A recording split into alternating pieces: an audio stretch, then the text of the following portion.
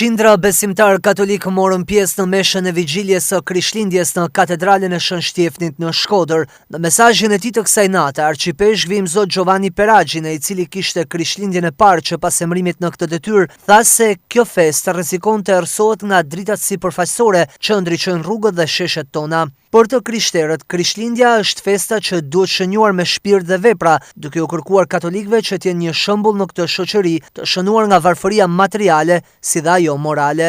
Në këtë natë, errësira nuk zhduket, por zhndërrohet, sepse përshkohet nga drita e Krishtit, një dritë e butë që nuk verbon, por ngroh, një ditë që nuk imponohen mbeten, por ecen me ne dhe na shoqëron.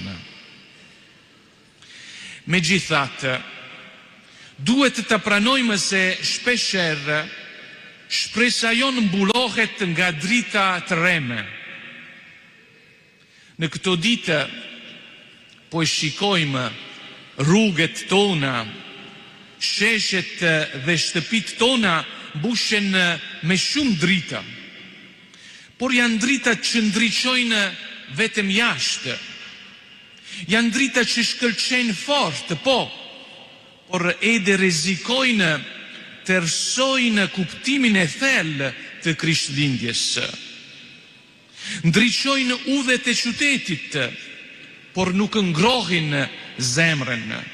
Zbukurojnë pamjen e jashtme, por lënë në hije brendësinë e jetës. Përkundrazi, vëllezër e motra, drita që sodisim këtë natë të shenjtë është krete ndryshe. Është drita e një hyj që lindë në heshtje, që lindë në varfëri, në brishtësinë e një fëmije. Është një dritë që nuk pret të admirohet nga largë, por të pranohet nga afër.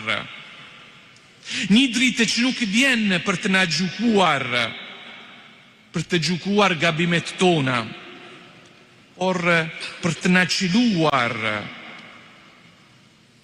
nga çdo skllavërie që na rrendon.